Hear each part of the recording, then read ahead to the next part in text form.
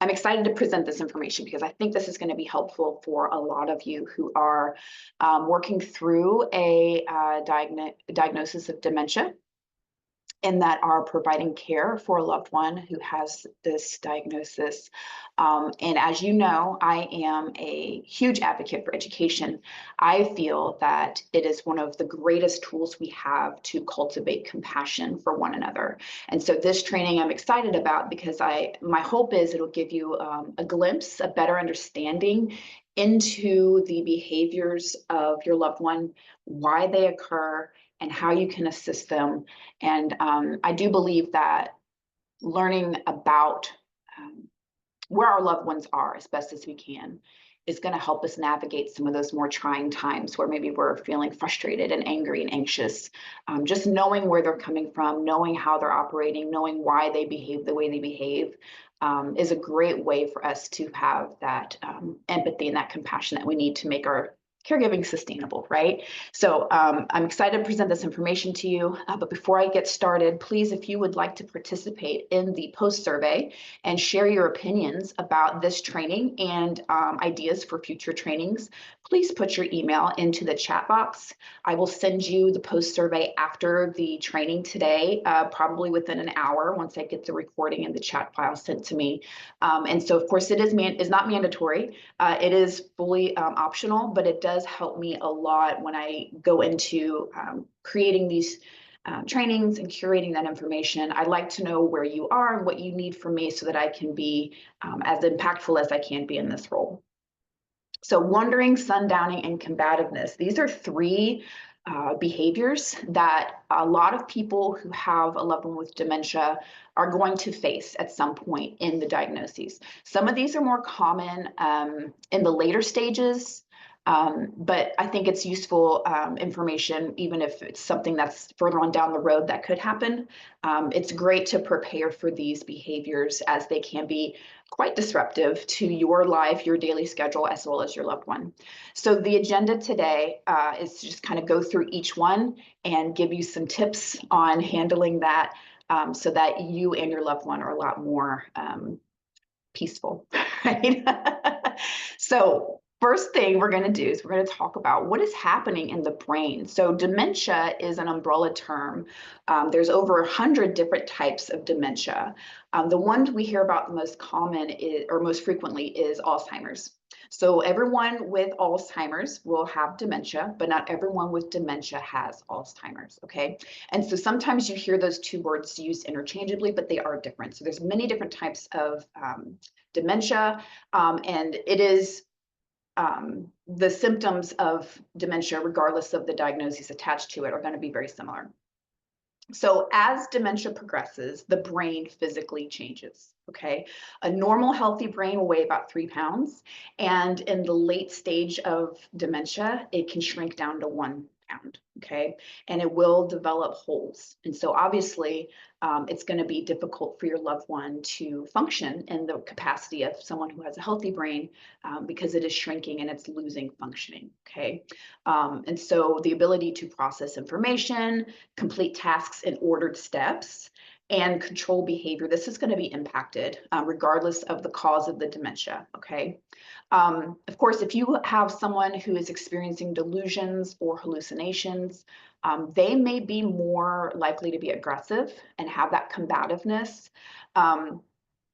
And a delusion is just basically when someone cannot tell the difference between what is real and what is imagined, or what is real and what is not real. And hallucinations is going to disrupt the sensory expression. So they're going to see things, smell things, taste things, hear things, feel things that aren't there. Okay, so dementia, or not dementia, excuse me, delusions is having a hard time discerning what's real and what's not real. And hallucination is going to be a physical sensational situation, right? It's going to affect their way that they interpret sensation. Okay, I hope I didn't just flub all that, but it's been a long week. Pardon me. All right. So we're going to start with wandering. This is something that I've heard a lot of caregivers talk about. It is a huge concern. It is a safety concern. And so I'm glad I have the opportunity to go over this behavior with you. So wandering behavior in individuals who have dementia is very challenging, right? Especially if you're not expecting it to happen and then your loved one just disappears or they take off and you have to, chase them down or what have you.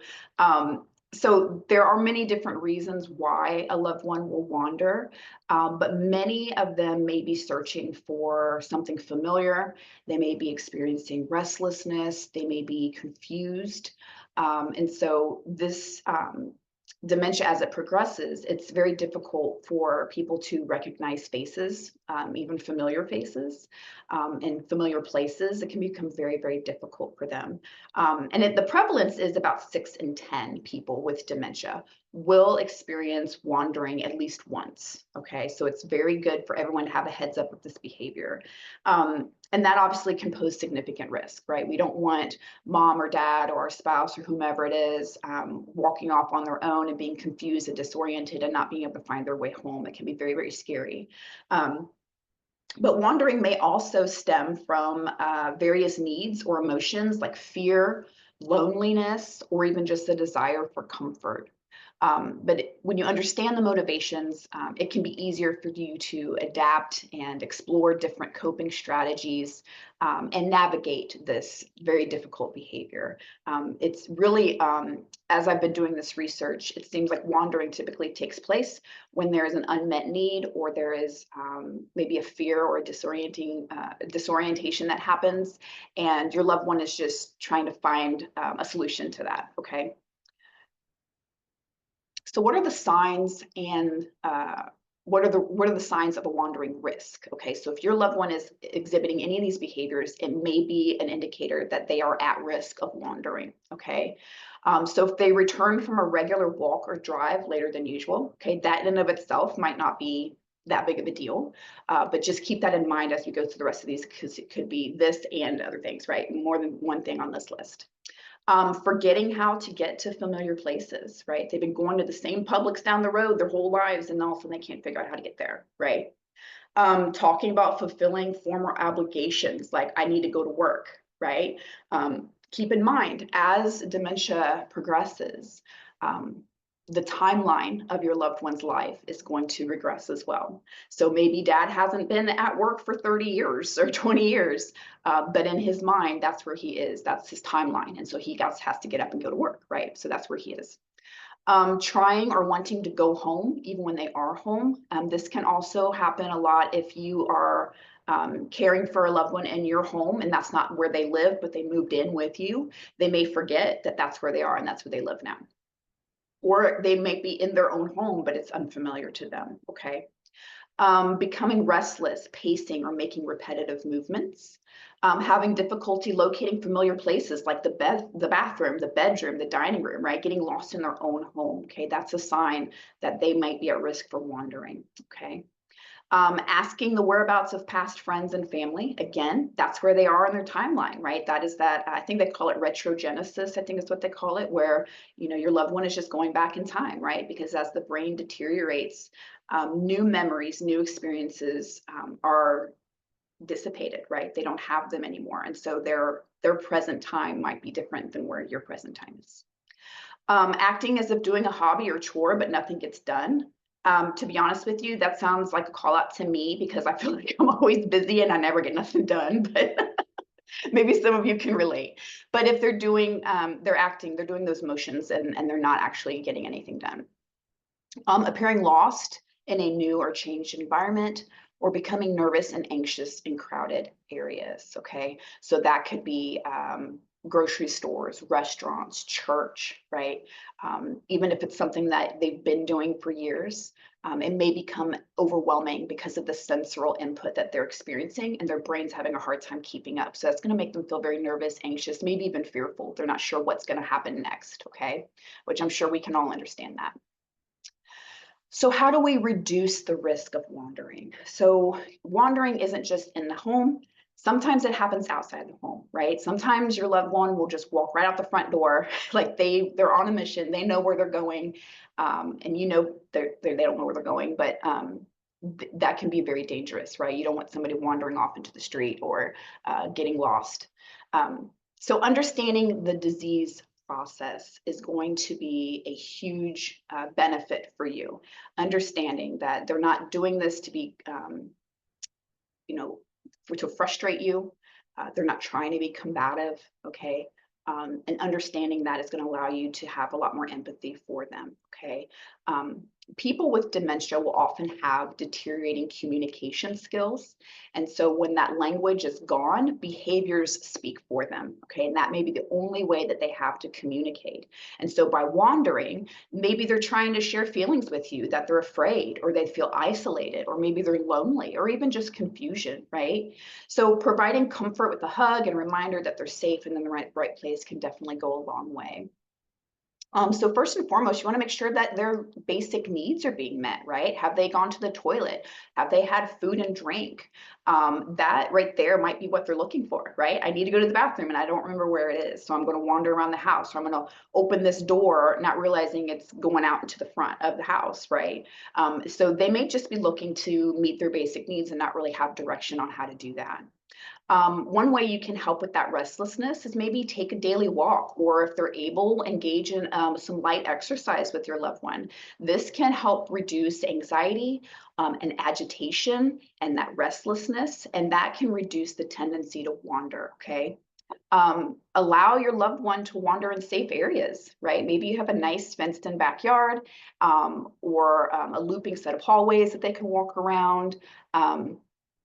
And of course with supervision, but that can be a really good way for them to explore their surroundings, maybe adapt to them, and it's a nice safe way that they can do that. Maintaining a quiet environment. Sometimes this is easier said than done, especially if you're part of the sandwich generation and you're taking care of mom or dad and you also have children that you're raising. It can be difficult, but wandering can occur when there's too much stimulation, okay? So multiple conversations, a loud television, it can get them very disoriented. Keeping your loved one engaged. So daily chores, activities, restlessness and boredom can lead to wandering, right? Which makes sense. I know when I'm bored, I tend to get up and try to find something to do. So it makes sense that they are as well. And then making your living space safer. And I think this is just across the board, whether your loved one is at risk of wandering or not. We want to make sure that throw rugs are out of the way so they don't trip, any electric cords that might be in the way. Maybe even if you have to rearrange furniture, maybe there's just something they keep running into, right? Every time they turn a corner, they're hitting that end table, right? Just make it safer for them. Using night lights, using gates and stairwells, right? Especially if you have a loved one who's wandering at night, they may not be able to see the stairs or may not remember that they're there. Using child-proof doorknobs or latches. Have you seen those where it's like this, it's like basically like a big plastic block that you put on your door or your doorknob, and unless you squeeze it and twist it, it's not going to open. So they'll have a hard time opening the doors. Or even like a latch, you just mount it high enough to where they cannot reach it, or maybe they won't even notice it, and that can help prevent them from leaving the house or going into spaces that aren't safe for them, like the garage or the basement. You might even consider posting a stop sign right by the door, right, on the way out. That could detour outdoor wandering. So they may not remember where the door leads. They may not remember what they're even looking for, but they might remember that big red octagon that says stop. And they go, oh, that's right, right? That's something we learn as very, very young children what that sign means. And so there's a good chance they'll recognize it. Next, keeping a family photo album handy. I thought this is a really great idea because it's not something that you would probably think about, like how you prevent someone from wandering and give them a picture book. But sometimes they're wandering because they're looking for family members or friends or something familiar, right? So you can give them that book and say, you know, look, here's so-and-so that you're looking for, or remember so-and-so, right? And that can give them that, that sense of security that they're looking for, something familiar. Posting signs on the doors, right? Well, this is the bathroom, this is the bedroom, this is the kitchen, right? So that way, if they're looking for those spaces, they can see that there's a sign there. And if your loved one's having a hard time reading words, we can always use icons, right? This is a toilet, it's got a picture of that on there, right? This is a bedroom, it's got a picture of a bed, okay? These are just some creative ways that you can maybe help mitigate some of that risk of them wandering, okay? Keep your car keys out of sight, right? Especially if your loved one doesn't remember that they can't drive anymore, right?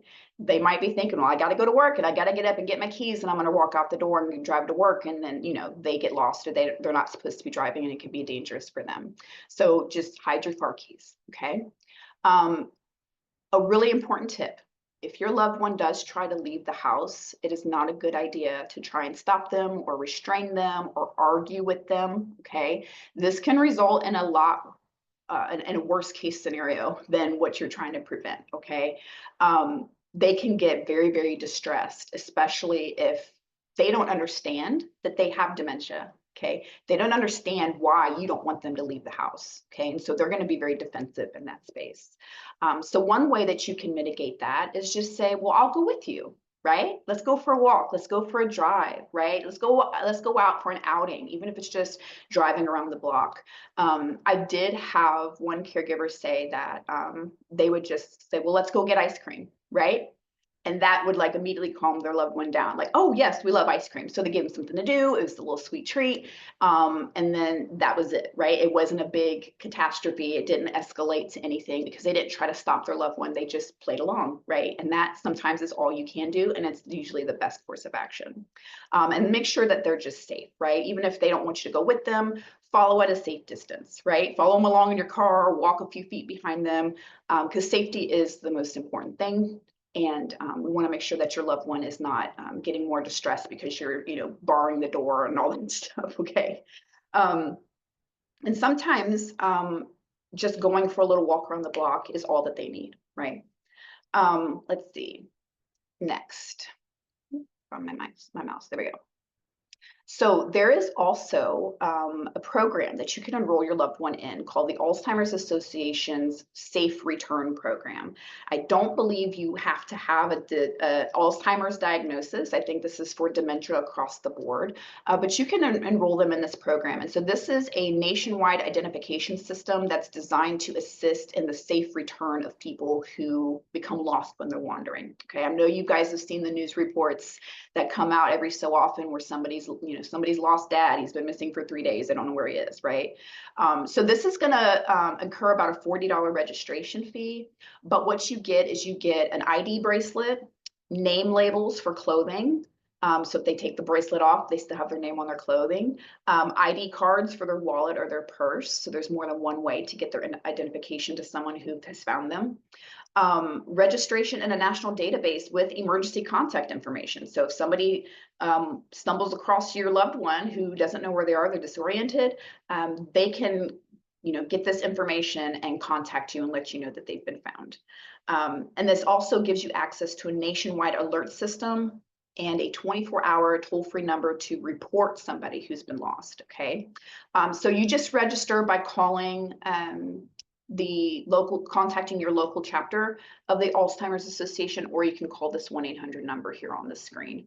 And if you don't have time to write it down now and you need it, just let me know and I'll email it to you, okay? So now we're going to shift gears into sundowning. So this is not something that everyone experiences, but it is pretty common.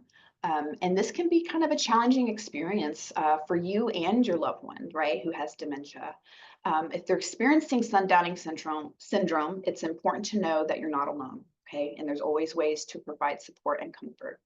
So what is sundowning? So this is referring to a set of behaviors that might occur in late afternoon or evening as the sun starts to go down, okay? And this can look like confusion, agitation, mood swings in people who have Alzheimer's disease or other dementias. And so during these times, your loved one might seem more restless or upset, right? And they may be more difficult, right? You're not really sure. Maybe their personalities change a little bit, but whatever symptoms they're experiencing from dementia, those are going to tend to be worse when the sun starts to go down, okay? It is not uncommon for people who have dementia to have good days and bad days, right? So it's not going to be the same every day. And it can be kind of distressing because you're not sure on any given day if they're going to experience this sundowning or not. So you just always have to be prepared, right? So there are really no known causes as to why this happens, like physiological, biological reasons. But research points to a disruption in our natural clock that occurs with people in dementia and how they respond to changing light levels at sundown. So you guys are probably familiar with our circadian rhythm or circadian, I can't remember how you pronounce it. It basically is that mechanism in our brain that tells us it's time to go to bed or it's time to wake up, right? If you have insomnia, this is going to be all out of whack for you. You're going to have a hard time sleeping. But it makes sense that people who have dementia and their brains are being affected, right? They're deteriorating over time, that those functions of our brain that we take for granted are going to be disrupted. And so just knowing when it's time to rest and knowing when it's time to wake up, that can be affected, okay? And so that the theory is that that's what's triggering these exacerbated symptoms, okay, is that circadian rhythm being kind of set off or set off balance. And this can happen at any stage of dementia, but sundown syndrome is more common during middle and later stages when their brains are really working a lot harder to do the tasks, the daily tasks, and they don't come as easily for them. So it's going to be more difficult in the later stages, the sundowning. So who might experience sundowning? Well, almost everyone with dementia will face some form of this. And that, of course, can be a huge burden for you and them. But it is what it is, right? It's part of the disease. And so we just have to prepare for it. So what are the signs of sundowning? It can be really helpful to be aware of the signs and symptoms of sundowning because you don't know when it's going to happen. So knowing maybe those behaviors that are leading up to getting worse. You can be like, okay, mom's sundowning, dad's sundowning, and then you can start to prepare to kind of decrease those behaviors a little bit. So wandering, right? That's a sign of sundowning, okay? Pacing back and forth, rocking in a chair. Maybe they get more confused, more agitated. Maybe they start to cry and you're not really sure why. Maybe they are shadowing you, closely following you around. Okay, that could be just because you're familiar and they want to feel that comfort, right? Their confusion has gotten worse since the sun has gone down. And so you may be a safe space for them. So they're going to be up under your feet a little bit more. Difficulty falling asleep or staying asleep, right? We just talked about that. Maybe they're experiencing hallucinations, right? Seeing or hearing things that aren't there, feeling things that aren't there.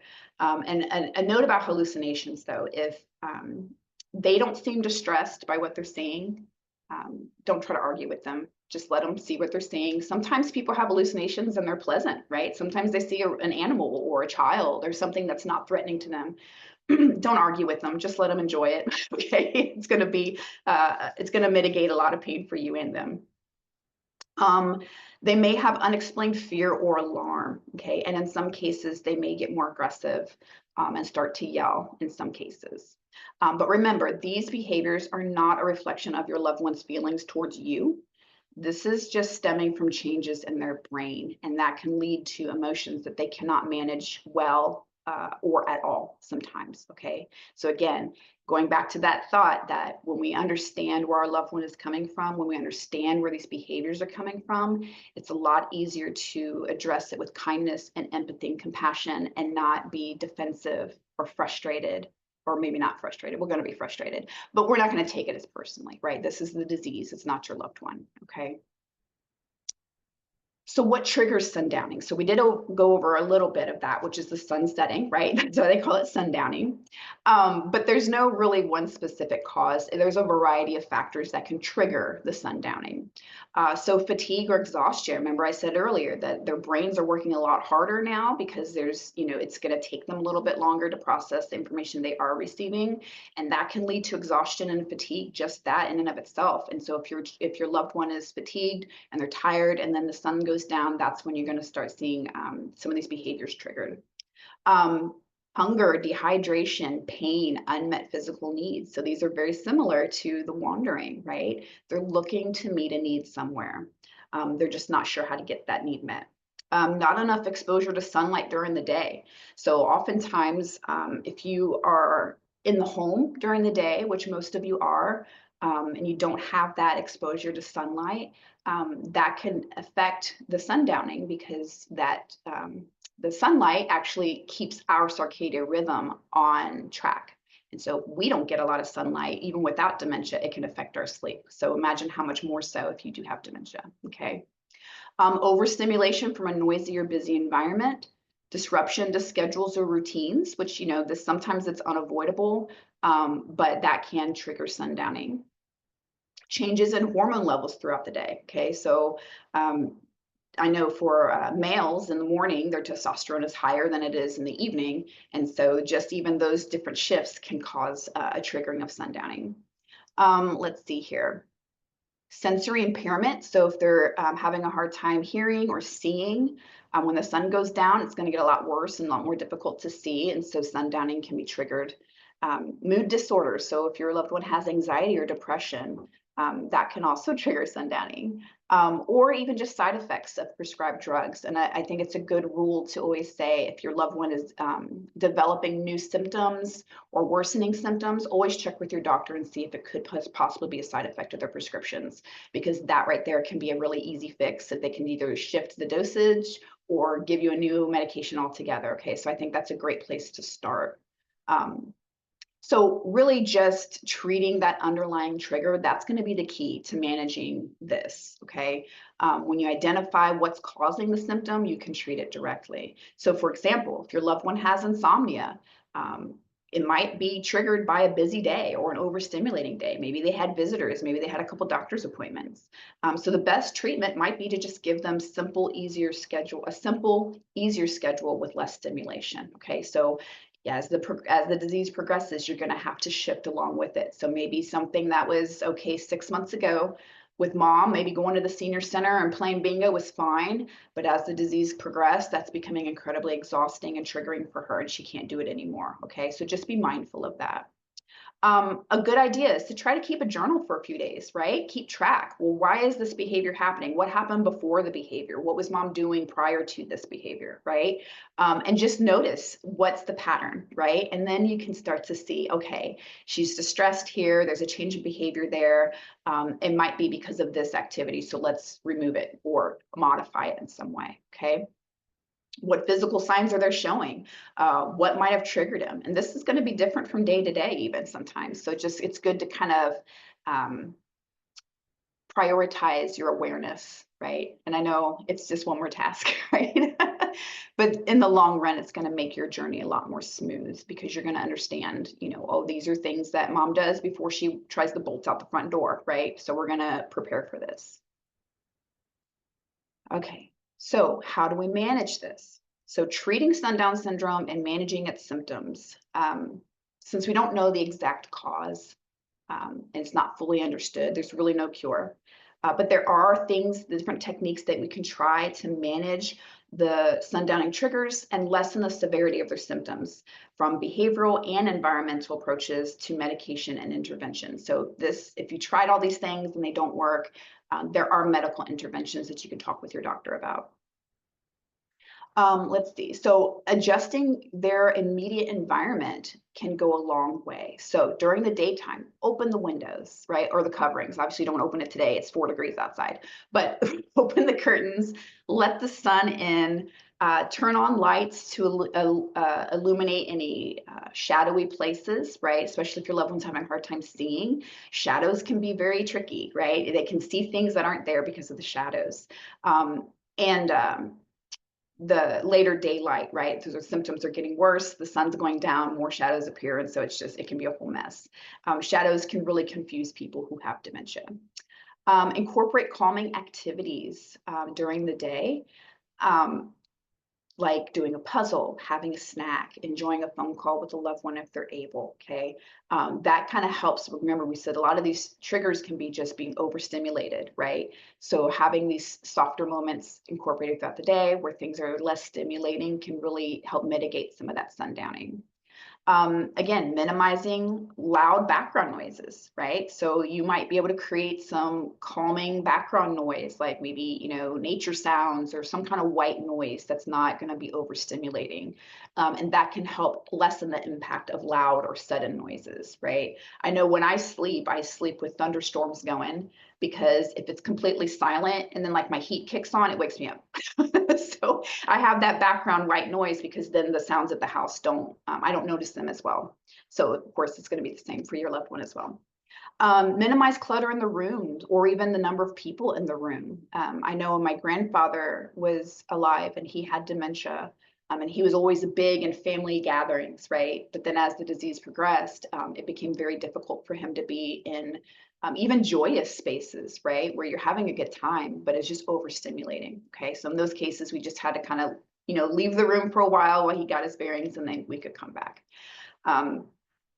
Maintaining a predictable routine for bedtime, waking up, meals, activities, that helps your loved one know what's expected throughout the day. And that can be a huge comfort for them, right? Because if they're disoriented, they're not really sure what's going on, they're maybe not sure where they are or who they're with, that routine can kind of keep them on track. Let's see here. Getting daily outside physical activity and exercise if possible. Eliminate caffeine and alcohol in the late day if you can, if your loved one's still partaking in those. And keep daytime naps short and earlier rather than late in the day. So if mom's up by 7, she wants to nap by 10, let her nap, right? If she's up by 7, she wants to nap at 3 p.m. Nope, you're not doing that, right? So encourage those earlier naps. So monitoring time on the TV or smart devices, especially with that blue light. I know for most of us, we have that blue light from our screens and that disrupts our circadian rhythm.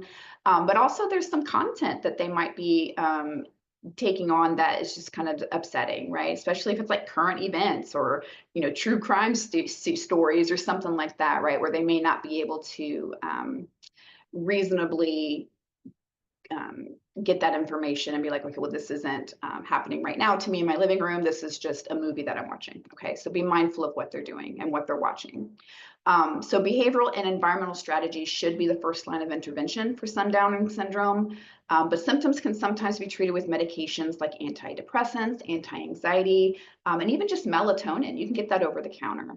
But of course, you always want to consult with their doctor before you give them anything to take, okay? But there are some options out there. All right, and so next we're going to switch into our last topic, which is combativeness. And I know this is probably one of the more heartbreaking symptoms of dementia, especially if your loved one is not normally combative, or they're not angry, or they're not usually mean, and then suddenly they are. Okay, that can be really, really difficult. But it is very common, and it impacts 90% of people who live with dementia.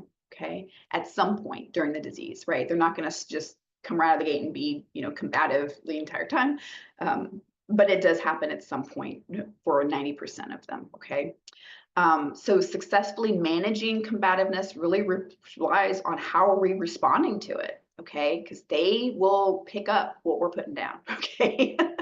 So for caregivers, understanding why verbal and physical aggression occurs, that is going to help you improve your empathy, right? That's going to help provide clues to help you avoid triggering combative expressions, okay? The caregiver, you, or your environment are common triggers for combative behavior. Most often, physical or verbal aggression occurs when you're trying to give assistance to activities of daily living, right? So if you're trying to bathe them, dress them, feed them, help them to the toilet, grooming, okay? These are things they've known how to do their whole lives. And they don't understand that they need help now. So if you're trying to help them go to the toilet and they think, what are you doing? Why are you doing these things? I don't need your help. That's going to cause a little combativeness, right? I know for me, I'm 43 years old. If my 19-year-old came in and tried to help me brush my teeth, I'd be like, what are you doing? Right? I don't need that help.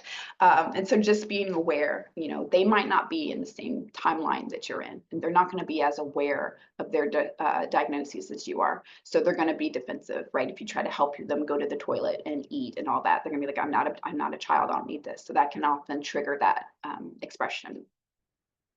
So what is combativeness? Physical and verbal aggression. Those are what's considered combative behavioral expressions. So that could be physical aggression like hitting, pushing, kicking, spitting, grabbing, pinching, throwing things, okay? If you think about it, if they have no other way to communicate and they think you're there to cause them harm because they don't understand why, you're pulling their pants down and taking them into the bathroom, right? They're going to want to defend themselves. Okay, so that makes sense, right? You understand why they're behaving that way. Verbal aggression, that can be repeating words or questions, demanding constant attention, shouting, calling you names, cussing you out, right? Or even just vocal agitation, like they're maybe making a grunting or a coughing sound or something like that over and over and over again. Okay, that can be considered verbal aggression. Okay.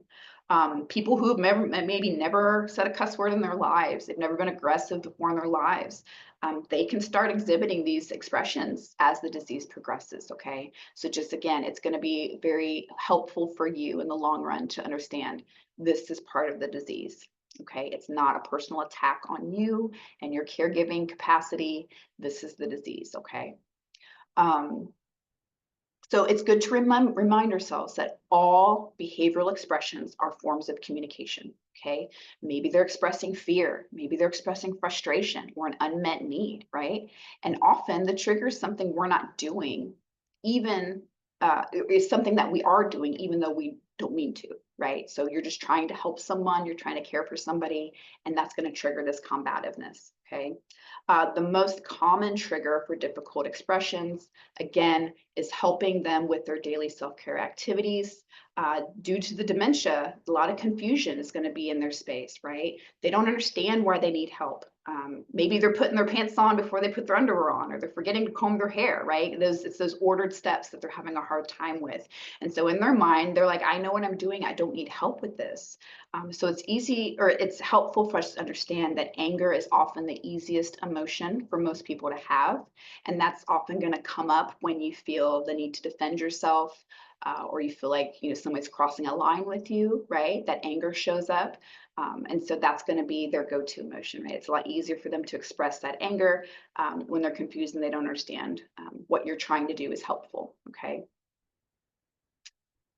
So risk factors and signs of combative behavior. So many causes for combativeness is just, again, a result from confusion, difficulty communicating, or misinterpreting what's being said. But there are physical problems such as undiagnosed pain that can also trigger those combative behaviors. Overstimulation from too much noise or activity, that's another common trigger. So you're seeing a theme here, right? So during the holidays, a person with dementia might exhibit combative expressions because there's just a lot more people around them than they're used to, right? Or their routines are being interrupted. There's more noise, there's more bright lights, there's more flashing lights, right? You get the Christmas tree up and it's just bing, bing, bing, bing, bing, bing, right? That can be a lot for somebody with dementia, okay? And they're gonna get more aggressive in that space. But often a person with dementia, they can use the word no to answer every question, even when the answer is yes. So I did not know this until recently. I remember my grandmother cared for my great-grandmother, and she would ask her, are you hungry? No. Are you tired? No. Are you in pain? No.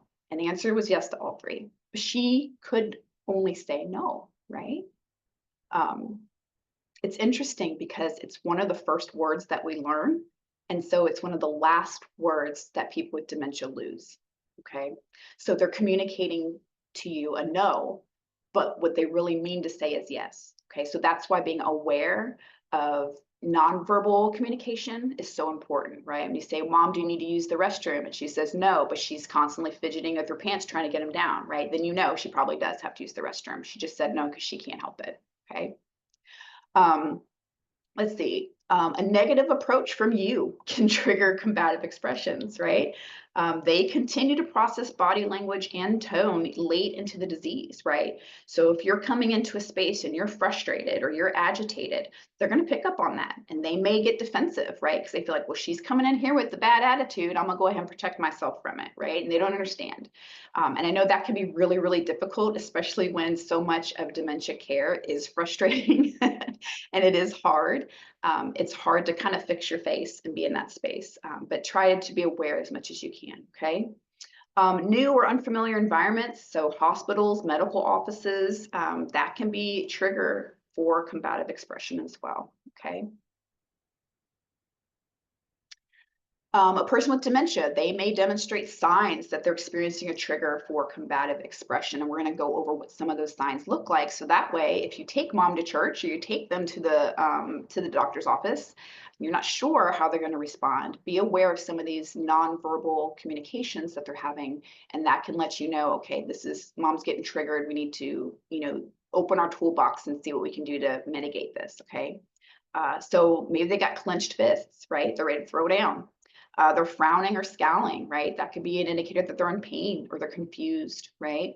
Muttering under their breath, right? You ain't gonna tell me, right? Maybe they're yelling at you. Maybe they're pacing frantically, right? Maybe they're, trying to find a way out, right?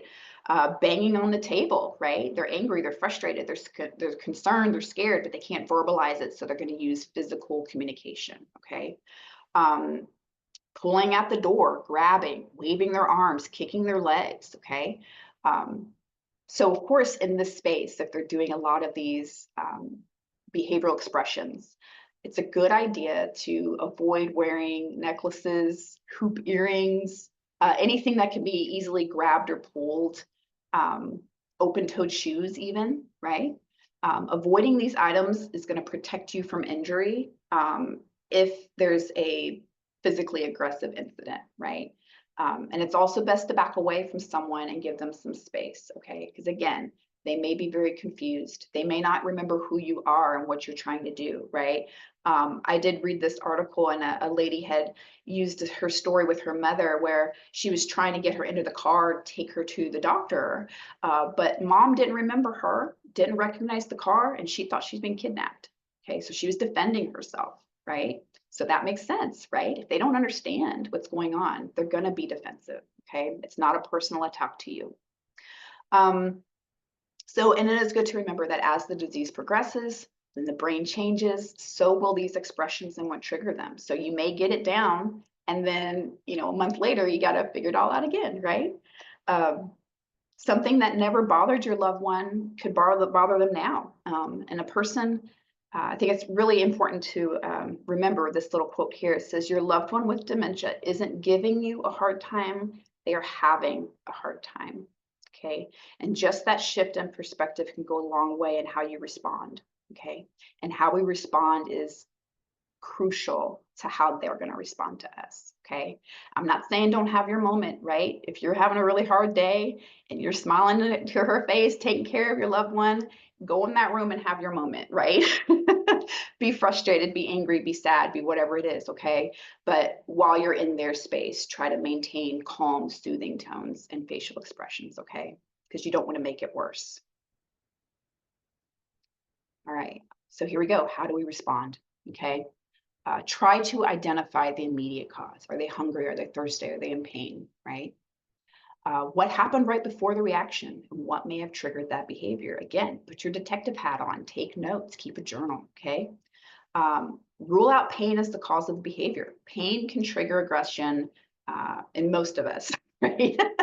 But especially if you have dementia and you can't communicate your pain or your needs to somebody, okay? Focus on feelings, not the facts. So rather than focusing on specific details, consider their emotions, okay? Look for feelings behind the words or actions, okay? Maybe mom's cussing you out, it's because she's scared, okay? Maybe dad's trying to kick you, it's because he's in pain and you're not hearing him, okay? Next one, don't get upset. Easier said than done, right? Be positive and reassuring, speak slowly in a soft tone, because remember, they're struggling with processing the information, okay? Their brain is not working the way it used to. And so you rattling off a bunch of things, rattling off lists, 1, 2, 3, ABC, they're not going to get that as well as they used to, okay? So be slow and soft when you speak as best as you can. And then again, limit distractions, okay? What's in the surroundings? What's causing them confusion? What's causing the overstimulation, okay? And just adapt so that you can avoid these situations in the future, okay? Next, try relaxing activities. So music, massage, exercise, if that soothes them, okay? Getting them to kind of get out of that reaction space and into a calm space, right? Just like when we get our nervous system gets kicked up, right? We get into that space where we need to take it down a notch, what do? We take a deep breath, right? We find something to calm us down. Okay. It's the same for your loved one with dementia. Shift the focus to another activity, right? Distraction works well for us on all ages. Okay. The immediate situation or activity that might have unintentionally caused that aggressive response. So just try something different. Okay. And it's also good to know also, especially if your loved one is experiencing combativeness and sundowning, right? It might not be a good idea to do showers in the evening, right? It might be better to do that in the morning, right? Where they're not going to be in that space and they're going to be less combative, okay? So just be mindful. It's going to be different for everybody, but you know your loved one best. Let's see, take a break, right? If your loved one is in a safe environment and you're able to walk away and take a moment for yourself, okay? That is okay. Take that moment, feel your feelings, get yourself calm and in a space where you're ready to go back in, and then do so if you can. And then, of course, ensure the safety of your loved one. Make sure that they and you are safe. If they're unable to calm down, though, because sometimes it does get to where, all your tricks are not working anymore, right? You can call 911 in those situations when it's an emergency. But just make sure that you let them know when they get there or even before they get there that your loved one has dementia and it might cause them to act aggressively so that they then know how to respond. Okay, a lot of our first responders are trained on how to approach and to manage somebody who has dementia, but they're not going to engage those skills unless they know that that's what they're dealing with. Okay, so just make sure you're letting them know what's going on. And so when your loved one does get angry, which they probably will at some point, it's going to be really difficult sometimes to know how to respond. But if you understand why something is happening, you might find it a little easier to deal with. Okay. So I hope this information has been helpful and that it has you've been able to glean a little insight into the world of your loved one. Of course, if you need to contact me about this information or anything else, really, any resources you may need, if you need some support from me, here's my contact information, my email, my work phone, which I'm off on Wednesdays. So if you call me on a Wednesday and I don't respond, I'm not being mean, I promise.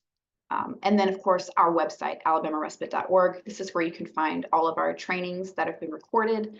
You can apply for our arrested reimbursement program. You can reach out to us anytime and we'll get back to you if we're not in the office, okay? So let me stop this in the recording.